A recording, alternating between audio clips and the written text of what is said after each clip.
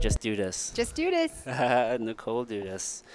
It's so good to see you. It's good to see you. It's been a while. I know. It's been so long. Yeah. Like, from the back in the 24-hour days. Back in the day. I know. Now I just kind of like watch from afar through social. That's the weird thing about social. It's like legal stalking.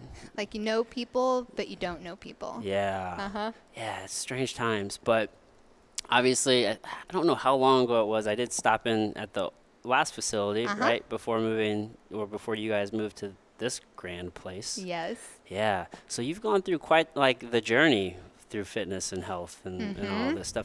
I actually feel like I'm really in line with like your energy when it comes to the fitness space. I see your stuff online in the legal social media stalking way. Yeah. Yeah, it feels aligned. Yeah, I'm very hippie, and when I walked in, you're barefoot, and like I saw you invited your client to also be barefoot, and it's like, that's just all rad. So let's go back, because like in the beginning, you were very like, things have changed. Yeah, like very like fitness model, that bodybuilder well, how about I'm going to take it way back. Take me to the beginning, way back. Please. So it's really interesting, and I could even take it even way back further, but I'll start where I'm going to start right now, which is, yeah, my interest in fitness. Fitness was, for me, I had a really rough time growing up, so there's a lot of history there which we can talk about or not talk about. Whatever you prefer. I mean, well, I'll start here and then we'll see what comes up. Okay.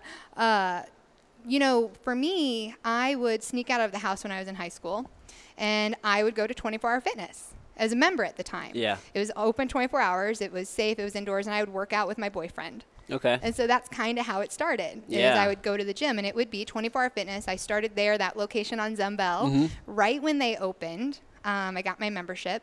And even before then, I did some stuff with New Lady Fitness and whatnot. But, and I can remember back when I was a little kid being babysat. I don't even know how old, but I remember, I mean, it was an age I had to be babysat. And I can remember being in the basement of my babysitter's house, walking on the treadmill, watching Sleeping Beauty. Oh, really? And then getting on her little ab cruncher, her little ab wheel. That's so cool. Sorry, I got something in my eyeball. But, yeah, so it's like I always did the working out thing. It's something that I did.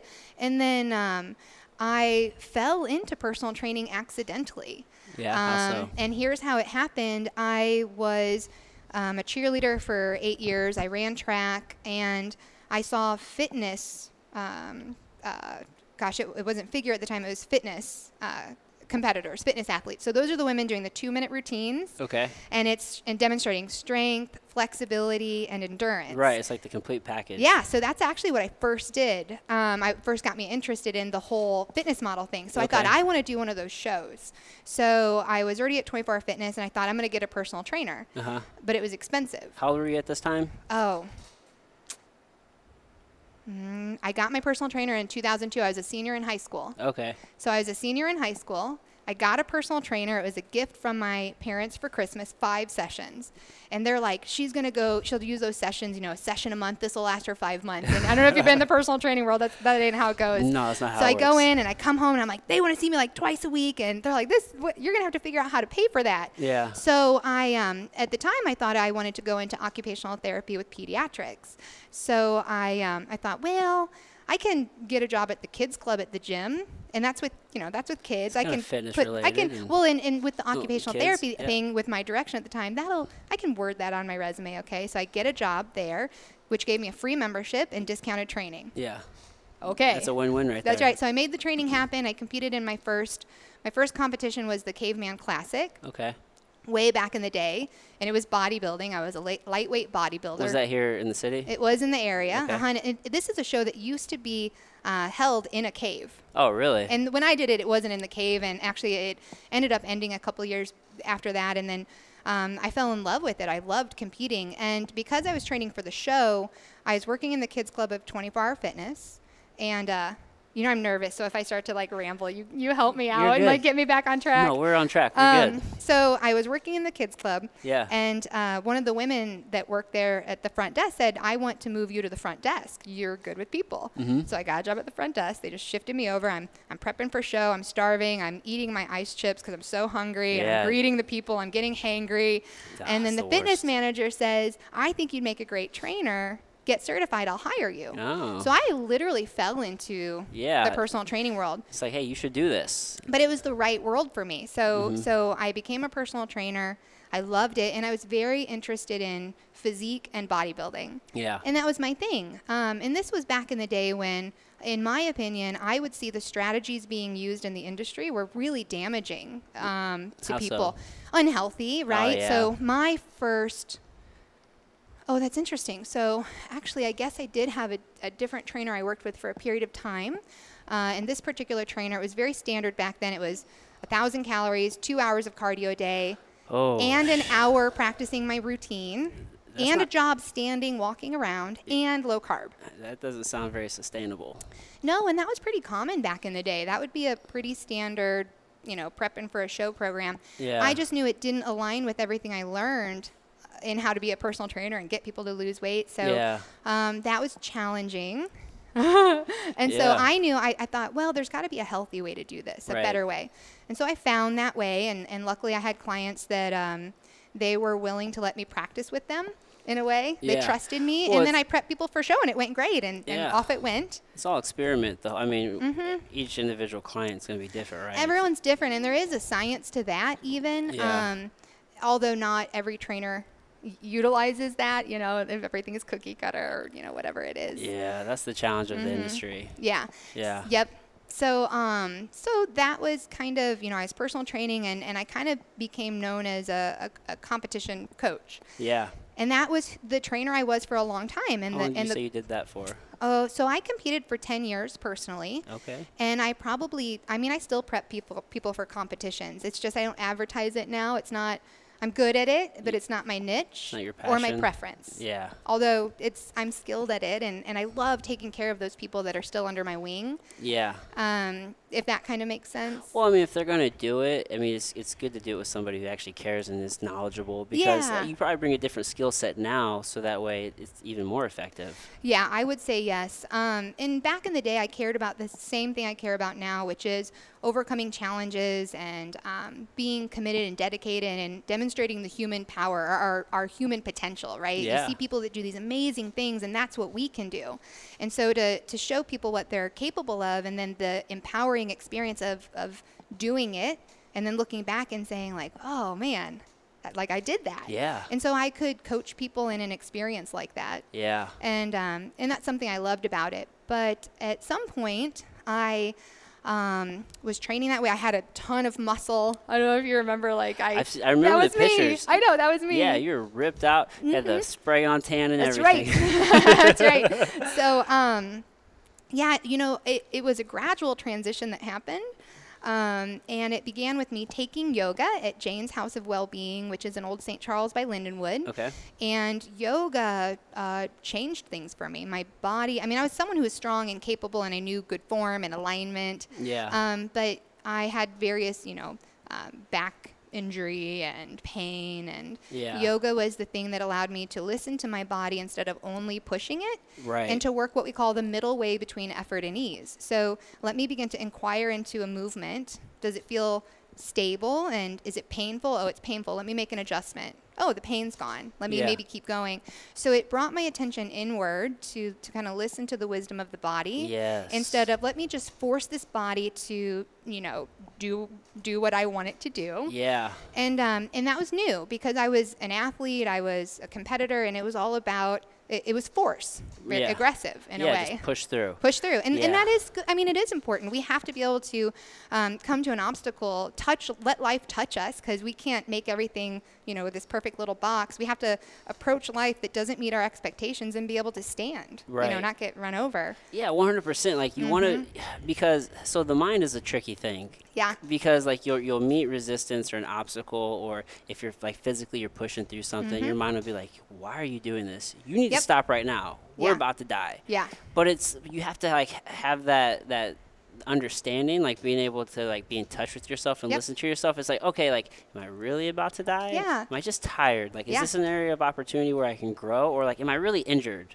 You know what I mean? Like, growing up playing sports, my coaches they would always say, like, are you injured or are you hurt? Like, because there's a big difference. There is, and people don't know that difference in themselves. Right. Yeah. So learning to listen to the body. That's like the number one thing I feel like you can teach somebody. Yeah, and in my yoga classes, when I teach my students, I tell them, you know, yoga is well, first of all, you mentioned mind. And that's a big thing because everything is rooted in the mind. Yes. And when we become present, we can turn inward to not only feel, you know, physical sensation, but to feel emotions as they arise and how does that feel, and to see the patterns of the thought. And if we can pause, we can allow the mind we can see the thoughts that are arising without attaching to them to take an action or inaction. And so when I have people in class, I say, okay, let me put you in a posture where you begin to meet effort. Am I talking too fast? I'm getting excited. You're doing great, Nicole. Okay, sorry. I love it. This is great. Okay, so I'll put him in a posture, and it'll be difficult. And I'll say, okay, turn inward to see yourself. And I don't know what their internal experience is, but it's my job to support them in their self-discovery. Yes. So I say, you could have these experiences or anything that I don't describe, but we have two things that happen. One, I see people who have a tendency to do the push against, to let me fight my body despite warning signs. Yeah. And this is what we call a crime against wisdom. It's not wise to do this. Yeah, I'm gonna do it. And then you have people that life begins to touch them, or stress in the posture begins to come at them, and they're like, oh God, let me get out of that. Yeah. And it's not that either is right or wrong, but if we can turn inward to start to see our tendencies, this is where growth happens. Yeah, 100%. I mean, if that you got to know what your natural tendency is to address it. To see yourself. Yeah. So yoga was that beginning of a transition for you? Yeah, so I started to take yoga. It was an experience I hadn't had before, which was truly listening, checking in instead of just this driving. How long were you in your fitness journey at this point? Is this post 24-hour? Well, I became a trainer in 2005. Okay. And I don't remember when I started taking yoga, but I got certified in 2012. Okay. So you've been doing yoga, teaching for 7 years now. Well, actually, in the same way that I'm petrified right now, because people will watch this, I didn't teach for the first 5 years I was certified. Really? Because I was really afraid of having a lot of people in a class in front of me. It's different one-on-one. Yeah, it's like is it like the confidence thing? I'm petrified. Yeah. I don't know, it makes me get really nauseous. Yeah. You're such a fantastic trainer too. Thank you. Yeah. Well, so it's kind of. I bet that's probably actually reassuring for people to hear, oh, Nicole's just human. Yeah, yeah. So, is it weird to see 24-hour fitness is gone and it's just like Gold's Gym now? It's interesting because 24-hour fitness was a huge part of my life. So remember, it's the place I snuck out of high school to go to. Right. It was how I got into personal training. Yeah. I worked there for 5.5 years. Yeah. And that's not counting the time I worked out there. And so then when I left 24-hour fitness to just train out, not there. Yeah. I thought I would miss it. There was no turning back. No, yeah. The day of it being my last day, I thought this is going to be really hard. Yeah. To leave, and then when leaving happened, I was like, oh, here's all the good things, and super liberating. Yeah, and so actually, it's cathartic in a sense, but I don't think about 24-hour fitness or any of that. Yeah, I don't really think of sometimes I'm not in the St. Charles area a ton, but if I ever drive by where that location used to be and I see Gold's, I'm like, oh yeah, that's Gold's now. That is, yeah. They all got bought out. It kind of makes me feel like, oh, I'm getting older. And now I'm like, oh, back in the day, this Gold's was a 24-hour fitness. And how many more things is there going to be like that, Yeah. Yeah. So the transition happened. So you started taking yoga. Where did that lead you to? So then I got certified and I began to, it's hard to say. I haven't thought about kind of how it all happened really. Yeah. But, what was the next interest for you? It's yoga now. Yeah, is what it is, and you went from that bodybuilder fitness model to a very holistic approach. It seems. Yeah, I think it was really gradual, and you know what? If I in this moment kind of just piece together what it could be, because I haven't thought about it. Yeah, that's cool. It kind of feels like what I've learned through all of my yoga training. is the turning inward to see what's real. And I think that when we do that, we have to get really honest. Yeah. And I know that I started to realize, oh, I'm doing things that hurt me. This is stupid. Yeah. Or, oh, I can see that the driving thing behind this is not a whole feeling inside. There's a need for validation or to prove myself or whatever. And I think I'm more than that inside. Yeah. And so I think I just gradually started to turn inward to myself, see what felt appropriate, right, and as my teacher says, we adapt and transcend. So it's kind of like you take an action. As I teach my students, you take an action.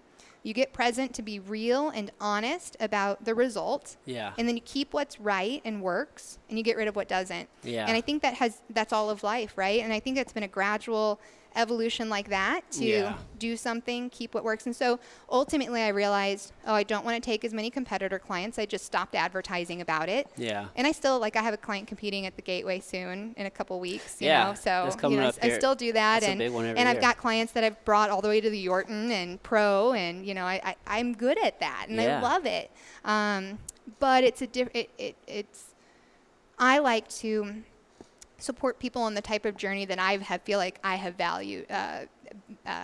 benefited from. So what I try to do now is help people to become their own teachers, to okay, let me support you in your goals, but let me teach you to turn inward and see what's driving this need. Can we make something a little more stable inside for you? Does that make sense, kind of? 100%. Okay. Yeah, that inward self-exploration is so important. Mm-hmm.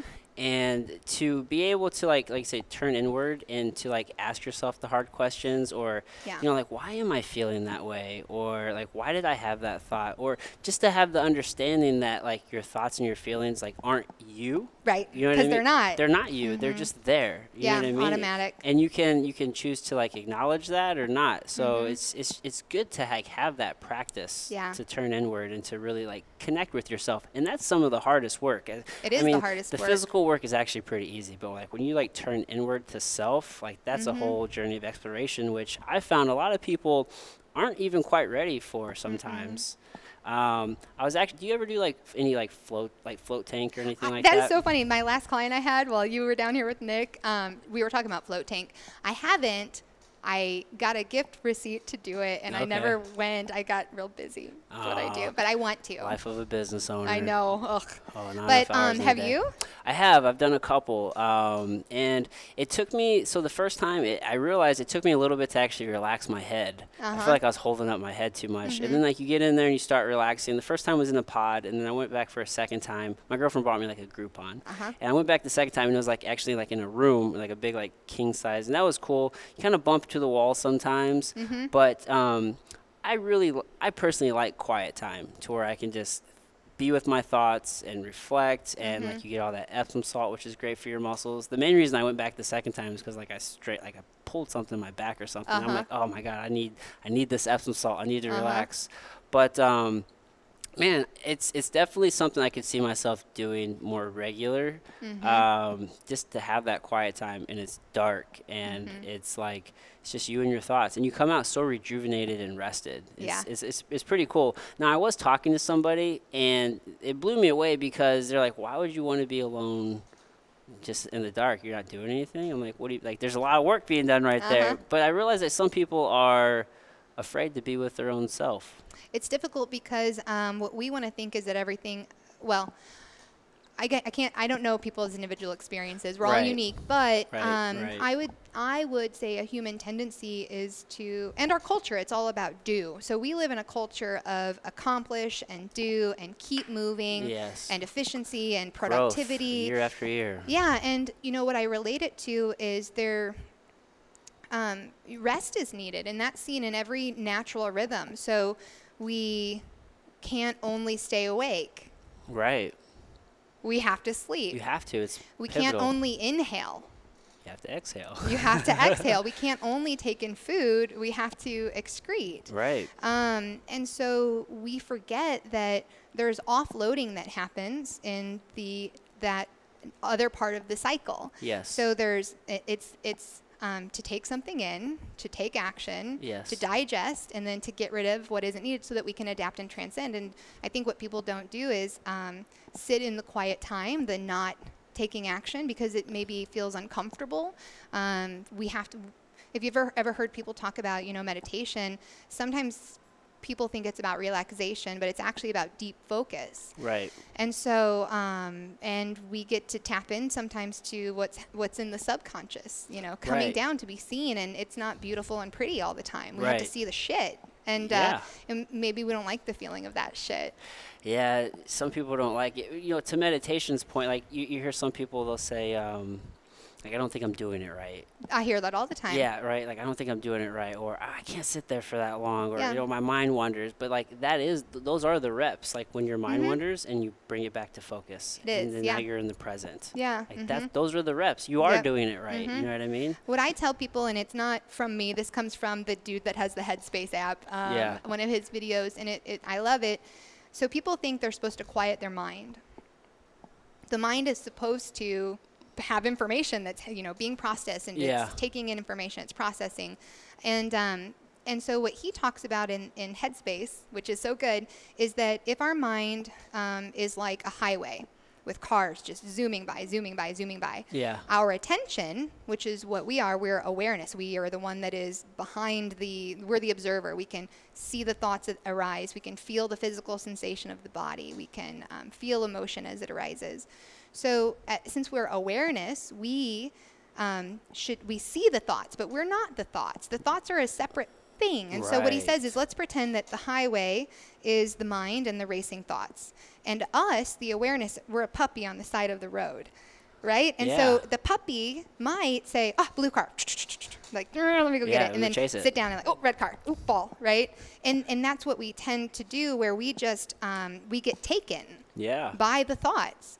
But what the work is to let the puppy sit on the side of the road, to see that thoughts are racing, but I don't have to follow that. Right. Does that make sense? 100%. And so all the time people say I'm not doing it right because the thoughts are there, but the fact that they see the thoughts means that they're taking a step to become present. Right. Because they happen all day long, but Constantly. maybe that doggy didn't notice that they were chasing the whole time. And as soon as they wake up to see like, there I go, I followed those thoughts, let me come back and settle. Right. They're doing the work. Right. So. Yeah. So is meditation a part of like your regular, like, do you do it daily or? Well, so in the same way that I tell my clients they need to get their workouts in every day, I've had stints of getting my meditation in every day. Yeah. And stints of not. Right? Yeah. I'm human. We're all human. I think about it every day, which isn't doing it. No, it's hard to just like slow down and sit with yourself. It is, yeah. I found like it's easier to find that quiet time for me in the morning. Mm-hmm. But on that same note, sometimes I'm like, man, there's just so much to do, and like I'm just on charge in the morning, and then like, oh man, maybe the evening would be better, but then you get so tired, and then you find yourself falling asleep during meditation. This is so I know that what is said in the tradition is that the best time to do yoga is like between 4 and 6 a.m. Okay. Or I'm sorry, meditation. Yeah. And so, have you ever heard the phrase? What's the phrase? Perfection, or don't let great be the enemy of good, or. Oh yeah, great's like. Yeah, is it grace and enemy? I always say progress over perfection. That's the other one, yeah. So here's what I do to myself. So here's me observing my nature. 4 to 6, best time. That's the time I'm going to do it. Yeah, no other time. 4 a.m., God, I'm tired. I'll just hit snooze. I'll do it at lunchtime when I get home, right? Yeah. And then lunchtime comes. My stomach's full. That's not a good time to meditate. Oh, yeah. When my stomach's full, I'll just wait. Maybe I'll wait until I get home tonight, and then that's how I miss it. But in the times that I have made it happen, I feel a profound shift in every experience I can have at all of my moments of the day. Do you meditate all the time? I don't do it all the time. I'm kind of the same way as you. Like I'll do things to where, like, for example, like I'll pull up here and like I'll take a minute and do like 5 breaths and just like take a second. But I am a very contemplative person, meaning like I have no problem like sitting in quiet and deep thought. But that can also be like a bad thing too, because you pick the wrong fucking thought, and now I'm like ruminating on this thing, and it's just like, that can be terrible. And on that note, I would say, while I don't always take time to sit in meditation that coming to awareness or present moment is a part of my everyday life as much as I can remember it. And so like I've done it a few times here as I catch myself like in the frenzy of my human nature of like, fuck. It's okay. Let me relax my body and see where my breath is and see what's happening in the mind and, you know, get a little present. So that happens to me all day, you know? So there's at least that happening. When you're teaching, I'm sure there's probably like moments. I found for me, jiu-jitsu is very meditative. I really like the moving meditative type things because I can find that flow state and then I can just do without thinking. Speaking of flow state, have you read Rise of Superman? Yep. It's so good. So good. I know, such a good book. Yep, that's awesome. I was just talking about flow state this last hour too. That's hilarious. There's another book that they wrote, Stephen Kotler, that is. Is Rise of Superman, and then shit, I'd have to look on my phone to get it. I can't. It's gonna bother me. Who's the author? I want to say Stephen. I think it's Stephen Kotler is who wrote that, The Rise of Superman. But he wrote a follow-up to that, and Stealing Fire. I don't know that one. Yeah, it's also about flow state, and it's just kind of like the next progression to the Rise of Superman. Really good book. But yeah, flow state's where it's at. I used to think with fighting that I was an adrenaline junkie. I'm like, oh man, I love the adrenaline, like, because you get the high after you win, and that feels good. But I quickly realized, or not quickly, I guess I realized it after the fact, that I'm a flow junkie. I just love being in that state where everything's clicking, you're very present, and it's like you're not even thinking, you're just doing. It's a very good feeling, and then you get the stress of endorphins when you're out of that flow state. Yeah. So we had to. That was part of the curriculum. So I'm almost a yoga therapist. I'm finishing up my practicum, but it's been 5 years and 1,000 hours of yoga teacher training now. Through that has now come through a place called the Circle Yoga Shala, which is in Arkansas. If you ever see my pictures on like a hippie farm in Arkansas, that's what everyone calls it. It looks so rad. I love it there.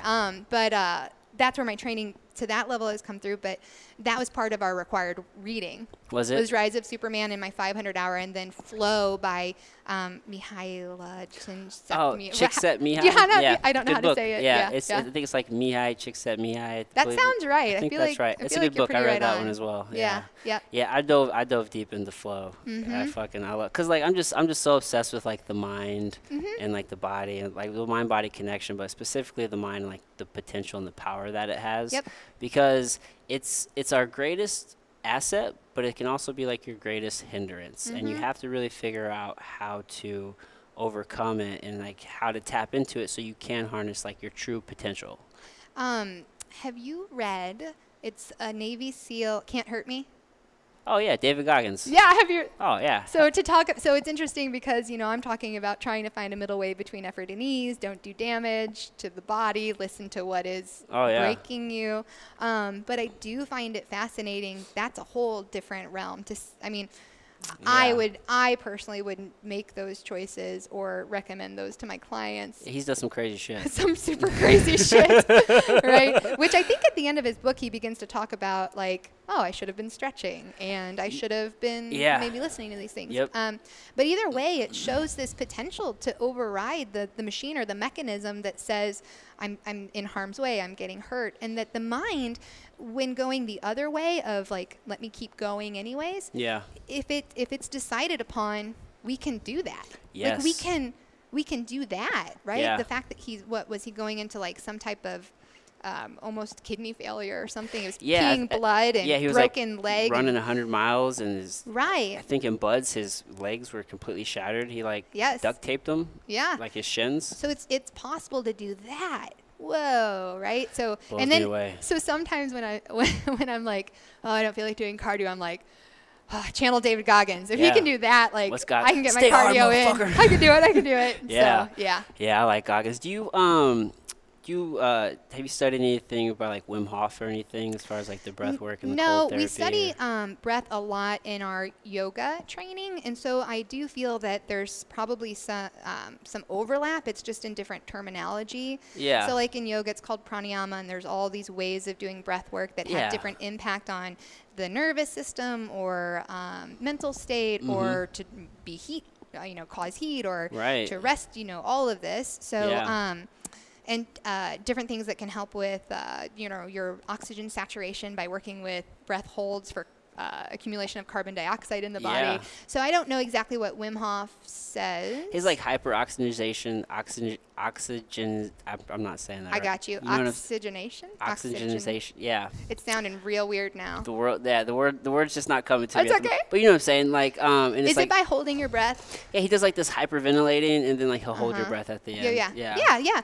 So yes, I don't know it in the lens of Wim Hof, but I'm familiar. Have you ever tried that stuff? I have done that. Yeah. It's terrible feeling. Breath work is some crazy stuff. Like what you can do subtle. and how really like you can really change your state just by breathing. It can be pretty powerful. And what really struck me, like really struck a chord with me, especially like with the Wim Hof method in particular, was he was doing some things like he's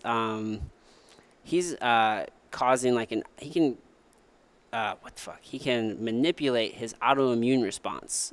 So like they injected him with something that would have made him sick, and like through his breathing technique, he suppressed that. Wow. And he's taught other people, so to prove like it wasn't just him doing it, like he's taught students who also did that same thing. So it's just like, man, it's just what you can do physically just through the power of breath. Yeah. It's just so powerful. Like, I mean, that's just like the mind, like connecting to things and like using breath. I think it's really important to work with the breath, and part of the a thing I've heard before, and it's amazing, is that one day we're going to die, and when all of it goes to shit, we'll have one thing as long as we're living, and it's our breath and our attention. And so if we can work with our breath, we can do a lot with ourselves. Yeah. Just through breath. So when I have students in yoga, if they came to class and maybe they're dealing with an injury or a problem, I say, well, if it goes to shit, you have your breath and your attention, your awareness. Right. So work with your breath. Yeah. Pay attention. See what happens. And that can be enough sometimes. It's absolutely enough. And I think I know that, as far as, how you can know something as knowledge in the head and then not experience it to know it in the heart. Yes. I know it and I believe it in my head. I can't say that I've personally taken all action to experience it to the depth that I know that it can be experienced. So I know people who do very extreme things with the breath, and they are, yogis and all that. So I can't say I've done it, but I believe it. Yeah. I really want to try Kundalini yoga. Yeah. I from my understanding, you can experience some very like heightened senses of like consciousness through like breath manipulation, and I'm very interested in trying that. I know it can take a lot of work though, but it just seems very fascinating. It's probably a whole different discussion. Yeah, for sure. I believe in the Kundalini. I believe in the subtle energy body, the subtle energy within the body and the subtle energy body. What's the difference? Well, so subtle energy is going to be like your chakra system. So you have this channel of energy in the center line of the body. So have you heard of chakras? Yep. So the idea is there's a center channel called the Sushumna, and then there's the Ida and the Pingala, which are the feminine and masculine, and they do this. And where they cross is where the chakras are oriented, which in our actual physical body is where the nerve bundles are. Yeah. And then, so that's the channel I'm talking about. Okay. And then we have an energy body through the lens of yoga. There's 5 bodies, so it's called they're called koshas. The 5 koshas. There's another word in there, but yeah. So we have like a physical body and a bliss body and breath body. Okay. I know I'm putting you on the spot. Intellect for something. I know I'm feeling nervous now. Put me on. But there's 5 koshas, or 5 sheaths of body, with something subtle being part of it, the energy within the body. Yeah. So it seems like the fitness space is really like returning back to nature. You know what I mean? Like absolutely. I'm barefoot all the fucking time. It's very hard. Like you're gonna be hard pressed to not find me in like these barefoot sandals, or I don't wear shoes. Yeah, or just be completely barefoot. Like I'm always barefoot. I actually broke my pinky toe doing jiu-jitsu a couple weeks ago, which is par for the course. I do it all the time. But it's like I couldn't wear shoes. Like it hurt. Like I have barefoot shoes by Vivo Barefoot, but even that toe box wasn't wide enough. Yep. So like I'm rocking these Zero sandals right now, and they're cool. They work. Well, that's what I tore my Achilles tendon completely. I don't know if it was 4 years ago now, 5 years ago maybe. And that when I did that tear, I couldn't wear shoes. Yeah. And then what ended up happening is I've actually got, I'll show you, this like massive adhesion in the back. Oh, see shit, how it yeah. does that thing right there? Yeah, I see that So, there. and then see this little ball? Yeah, what is that? It's a big thing of like scar tissue, and it's around a suture. And I had a second one like that.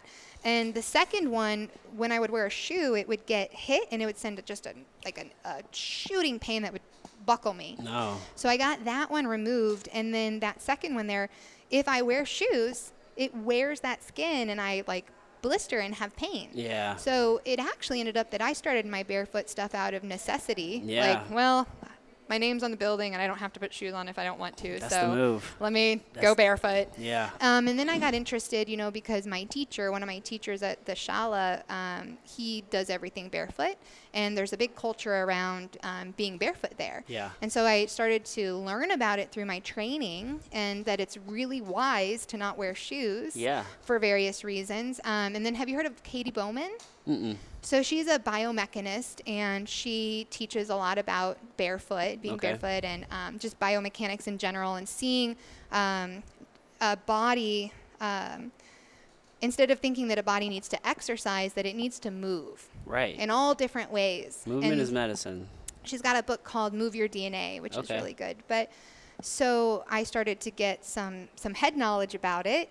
And then my experience was, I had like plantar fasciitis, and that was kind of clearing up. I've had a bunion on this toe since high school, and I'd have terrible pain in that joint, and that started to go away. And so then kind of how I talked about head knowledge, you know, experience knowledge earlier, you know, I had been learning about it through my training, and then it was being validated through experience, like, oh, I feel really good when I don't wear shoes. Yeah. And then if I put shoes on, I hate it. Yeah, I just don't like it. It's probably pretty extreme. I take things to an extreme in my mind. Like if I don't want to eat something, I'll just like, that's not food. Like I'll look at it like it's not food. So like shoes, I just think of shoes as like Chinese foot binding. Foot prisons. That's what I call them. Yeah, man, they're casts. Like yep, they are. For some reason, the traditional like healthcare realm is just like fucked up. Big time. Yeah. And like we're all from the time I can remember, like whenever I had my kids, like they tell people to put shoes on babies as early as possible. It's like, why would you do that? You're hindering the development of the muscle in the foot. You're putting a cast on the foot,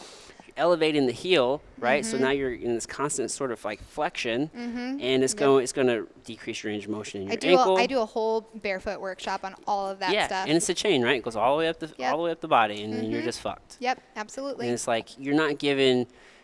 You add orthotics into the situation, like you're just not giving the foot, like you think you're giving it stability, but you're not really giving it what it needs. It needs to work to be strong. So it's interesting because we have a culture that's being trained to be instantly gratified. Yes. Like this, right? And so there are, you know, people, we end up putting shoes on babies, and ultimately maybe an adult finds out that they realize it might be a good idea to start to not wear shoes or work toward barefoot. Yeah. And if they do it too fast, because that's our culture, they get hurt. Yep. And people are not so much interested in taking the slow way. I mean, it takes, if I have clients that want to do barefoot, I say a year. Like, work on it for a year, maybe 2 years, in order to not get injured or hurt. Yeah. And that doesn't, people aren't too excited about that. Yeah, physiological changes take a long time, especially if you're changing like ligament and tendon, right? I mean, that takes a long... fascia. So fascia is elastic and plastic and viscous. It takes a long time to change. It really does. It really, really does. That was the big thing with like Vibram, those 5 fingers. I wore those. Yeah, I used to have a pair, and so many people just started like wearing those and started running and like hurting their feet. Yeah, and so there was a lawsuit against them that I heard what they lost. Yeah. And people would cite that to me. Oh, that's not good for you. But that's the problem. And I tell my clients, would you, like if I gave you just a 5-pound weight, and I said, hold this for 10 hours, just like this. Yeah. This sounds unreal. Like, this is unreasonable. This would not be okay. You'd be hurt. Yeah. Well, now take your whole body weight and shove it on an arch that's not accustomed to, you know, staying like this, and you're going to get hurt. Yeah, assuming you have an arch, if it hasn't already Assuming that, well, yeah, because it's muscle under there, exactly. Yeah. So, like, if, you know, you have a muscle, like your hallucis longus, right? And so it makes the arch right there. Yeah. If I'm right. Someone will have to, like, go Google that and yell at me if it's wrong. But, and so, like, if you had a support, there's no muscle that knows how to engage. Right. So it's just going to... Just flatten out.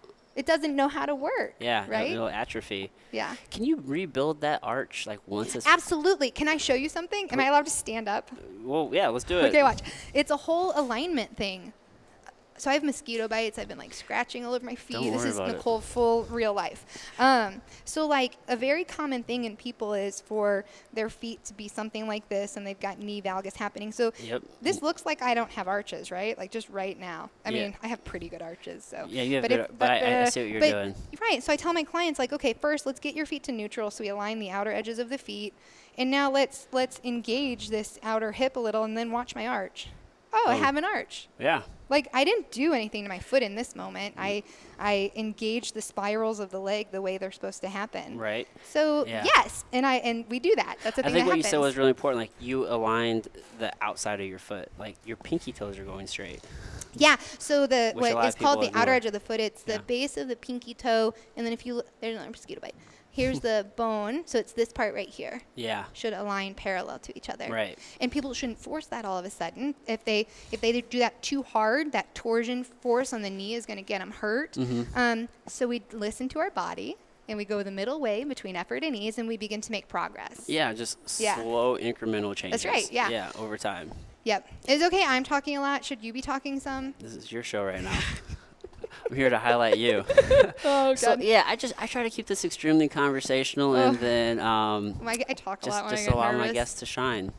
Just do your thing. Okay. And I'm loving this conversation because I'm a fucking hippie at heart, and like I just try to take it back to nature, man. And so my girlfriend and I, we just got this house and we're remodeling it, and like I told her I want to get some chickens so I can. I have a lot of friends with chickens. Yeah, man, get some eggs and like maybe have like a little farm and just like not farm but like a little garden rather, and just keep it as natural as possible. Yeah. Because like I said, the return to nature, like you're barefoot all the time, so you're always grounding, right? So can you talk about some like the importance of grounding? Like I've heard stuff like to literally get on the earth, and I believe that. Yeah. Yeah, I believe that. I feel the difference. So I took a contract job and I was working in an office, but every day, and I was like the fucking weirdo. I don't fit in an office environment. I just don't. I would hate it. But I did it, and I was like, but I went every day for 2 15-minute walks barefoot. Nice. But like I'd be so tense, and I'd be in there, and like I'd go outside for a barefoot walk, and I'd come back, and I would feel relaxed. Yeah. I'm like, there's definitely something to this, right? And it's like when people go to the beach all day and they're just so relaxed, like you're grounding all day, like you're just. I think everything. I mean, everything has evolved to this point to be symbiotic. That there's relationship, right? So we take things in and we offset other things, and so I think we're supposed to be in relationship with nature. 100%. And do you know anything about native planting versus non-native planting, like literally landscape design or anything like that? No, explain. So let me talk about this. This is an interesting thing. I can't say I know a ton about, but I am interested in and participating in. So we tend to get plants that are not native, so they're not from this area since the last ice age. Yeah, we import them. Right, and why? So that they don't attract pests. Okay, so now we're stripping the land of its natural whatever plants and stuff, and then we're putting the other stuff in that doesn't attract insects. What's happening back there? Somebody's telling me to turn because I'm and I'm moving a lot. You guys are gonna hate this on the. It's fine. That's what he does. I'm good. It's his job. So Rick is the man. That's good. So we're stripping it, and then we put stuff on that insects don't partake in. Yeah. And now, where are the insects supposed to go, and what do they feed, and what does the thing that eats that eat, and what does the thing that eats that eat? Yeah. And it's all jacked up, right? Yeah. And so are we going to keep doing that? And so the monarchs are a big thing that people talk about, like, oh, the monarchs, like they only can eat milkweed. Or have you heard about this? No. Okay, so monarchs only eat milkweed. Okay. But it's like an ugly, weedy looking plant to people. And in our, it's not like this little pretty shrub. It's like really tall. It's not very aesthetically pleasing. Yeah. But it's really, that's what they eat. Well, if they don't have what they eat. Yeah. They're going to die off, right? Yeah, we changed the natural environment to fit our own superficial needs Right, often. And it's real bullshit. Yeah. So, and here's another interesting thing. I like it. So, clover helps to put nitrogen back into the soil. Back to the soil. And we used to have grass mixes that had clover in them. Okay. And now we don't. And then we have to Yeah. go put chemical into it. What are we doing? Like, can we Monsanto. just, what? So at home, I got someone to help us do a native landscape design. Okay. So we had nothing in our backyard. So it's all native to the area. All native to the area. There's a few things that aren't because they're beautiful and I liked them. I can dig it. Yeah, but middle way between effort and ease. So, and you know what? My backyard is so enjoyable. Yeah. All of these critters came in. You know, I Yeah. watched the birds and the bunnies and the squirrels, and there's dragonflies coming back there. I thought those were like around ponds. I don't have Yeah. a pond. I'm getting dragonflies back there. And what are these little guys? Oh, They're hummingbirds. yeah, you know. I know what you meant. Hummingbirds.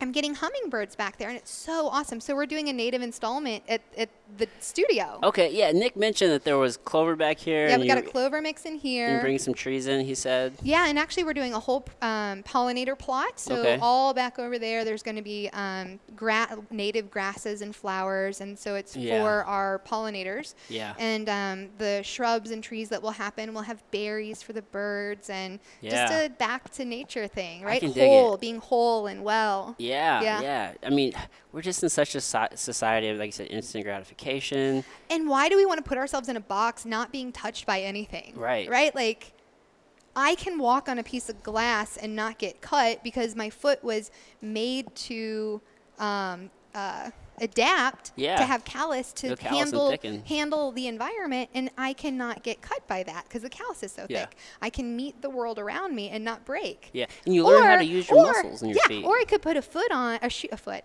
I could put my foot on. I could put a shoe on, and yeah, it's cozy, but now I'm so reliant on it. I think about, like, when I'm 80, do I have to be in my house with shoes on because I've relied on them, or can I Right. let the system take care of it for me? Right. Have you ever, like, talked to a client, like, you tell them, grip the ground with your feet? And they There's a whole protocol that we do, yeah. So I teach them to spread their toes, keep their toes lift and spread, and then find the four corners of the foot, which is the base of the big toe, the base of the pinky toe, and the inner edge and the outer edge of the heel. So they find the four corners and try to balance their weight equally. So we've got the whole front to back play, side to side play, and then you create a sense of broadening the foot. Yeah. And so that's the foot activation I teach. And Yeah. that comes from my yoga training. I didn't make it up. And it just takes time and, like, Yeah. just repetition. Yeah. And they get tired in their feet. Yeah, Yeah. like your foot will, like, it will fatigue if you're not used to doing that. Yeah. I was very proud of myself because so, like, I guess it's been almost a year now. Last November, my girlfriend and I, we went to San Francisco.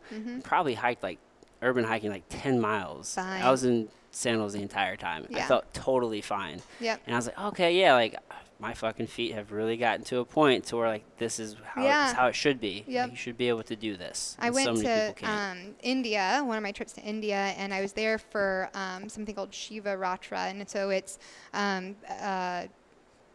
a day where everyone's doing pilgrimage to the temple, and it's sacred, and all of the people were walking barefoot to the temple, and it was on this rock, and I was like, okay, I think I got this. And yeah, my feet were fine. I could go barefoot. Yeah. And then the people that were with me, that was not a possibility. Their foot was way too sensitive. They had to wear shoes. Yeah. So, like, it's real nice to not have to rely on anything besides this thing I've been given. Yeah. You know? You've really, just for what I've seen, like, you've definitely taken quite a few opportunities to, like, really unplug and, like, get back to nature. That was a big part of well, I was a workaholic before. Yeah. Like, and actually I have that tendency still. I have to catch myself. And When as you're building, yeah. I was, well, yeah. So at some point I said, I always dreamed of hiking and backpacking and all of this stuff one day when I'm older and I have the time and money and whatever. And then One I was day. like, wait, like, it still hasn't happened. So I just started making it happen because Yeah. I don't know when I'm going to die. Right. And so I take have to advantage. take action now. Yeah. Because we are not guaranteed tomorrow. And I feel that in my heart. Right. Like, Yeah. that every moment and every day is a blessing. And I don't know if I have another one. So Yeah. I can't always wait for the future. Yeah, I mean, you really, it sounds so cliche, but like you really do only have the present. And like, you got to take advantage of now. You know what I mean? Like, it's so important. When I tore my Achilles, that was a trigger to say, oh, I have to start doing these things, because for a year I was really unable to move the way I was accustomed to moving. And I thought, oh, wow, like I thought I could always hike, and I just did something that made it hard to walk. And I'm getting older, and I know I'm not old, but again, I don't know what the future holds. So I started making that stuff happen. And it's always a balance for me to try to take time for life and living, and then working in the way that has allowed me to make the choices that I can make now. Yeah. You know, well, because you do still have a business, right? And sure do. It's probably a good transition. I love it here, but Well, this is probably a good transition. Like, I mean, you're in the Arete syndicate. Right? Yeah, I'm in the accelerator group. Yeah, I was in the first year of it, and I'm in it this year. Yeah, how do you like that? I like it. It was actually I'll tell you my biggest takeaway from that group. Tell me. So there's all kinds of good lessons, but my biggest takeaway was one of our lessons was about identifying our values in our business. And I always knew our business had something unique and different that people could express, like, oh man, this place is different, and I really love it here, and it just feels good, and everyone's so happy. Yeah, and it has this good energy. And I was like, what is that? What are we doing? And there's a part of me that believes in the subtle energy realm, and I think there's some of that. But I was like, what are we doing? And I identified what our values are, and then I keep sharing that with everyone so that they can also put words. What is it? And what it is this. The things we value in our company are abundance mentality. Yeah. So to know that we are provided for and we have enough when our basic needs are met, we're cool. And that stops people from being possessive and competitive with each other as far as training.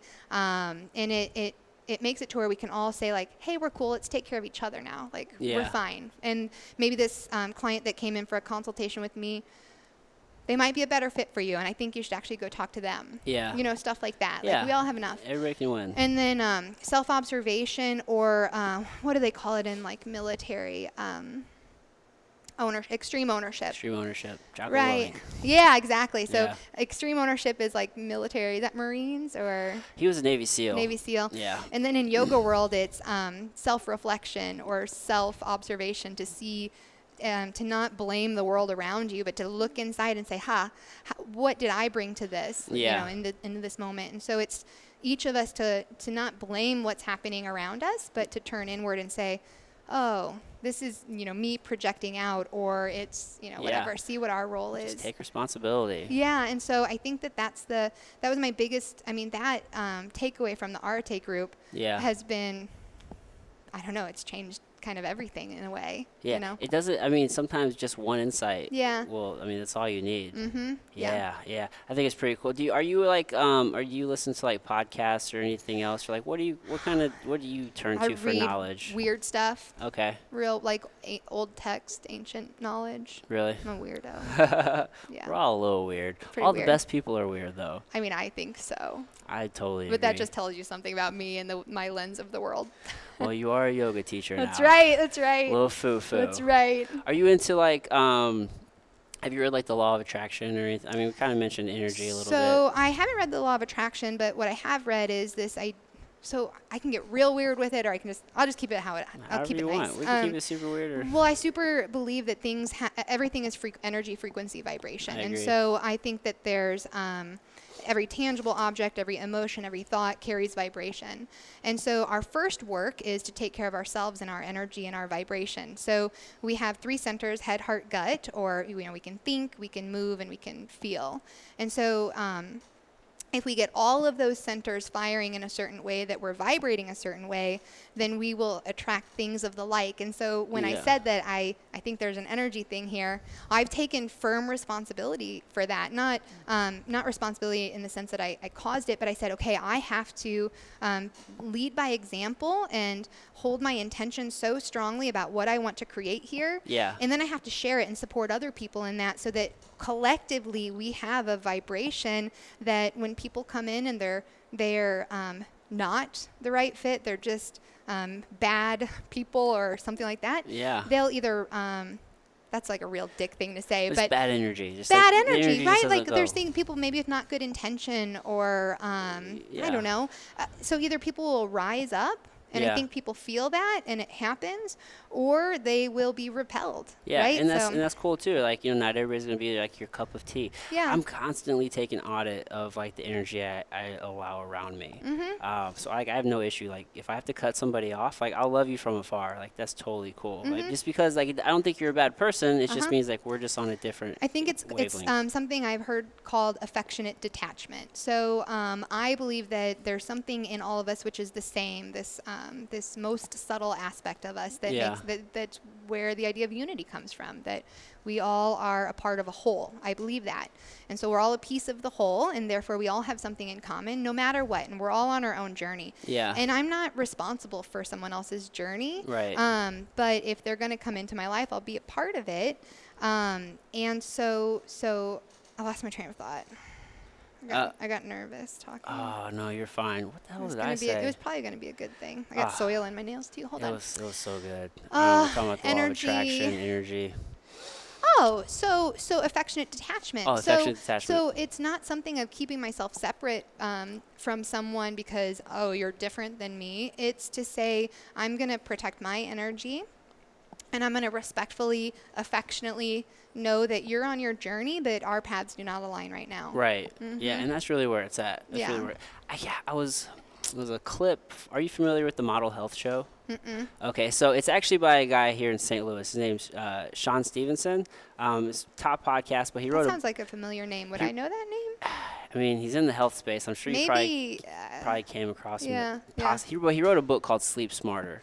Okay. Really good book. And I saw a clip recently. He had a guy on there, and he kind of took like the law of attraction to the next step. He called it like the law of radiation, because like you have to embody a certain frequency, and like you're radiating that energy, and then again that's what's returned to you. So it's not just about like what you're attracting, it's like what are you radiating. Yeah. So I when I talk about this with my friends or whatever, and this comes from my teachers, you know, all of this stuff is just like I've had great teachers, but so if you take like a towel right here, a little towel, it's like you in the center. And if I make a dot here, here, here, here, that's my family and closest friends. And then here's people in my community. And then here's people really distant.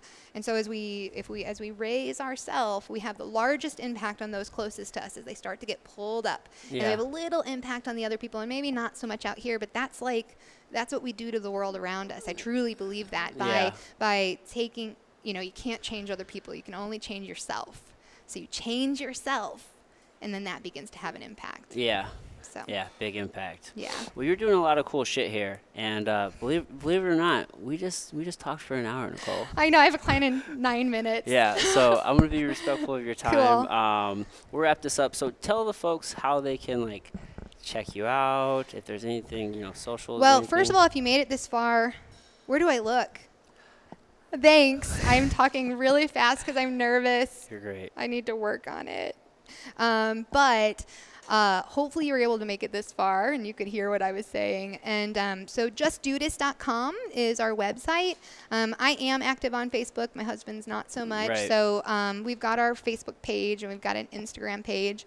So at Dudas Fitness is our Instagram, and just look up Dudas Fitness on Facebook. You'll find it. Yeah. And then our website's getting updated, so maybe by the time people get to our website, it'll be the updated one. But there's a bit of information. You'll see our classes, small group training schedule, our Dudas Inferno classes, personal training, and that's how you do it.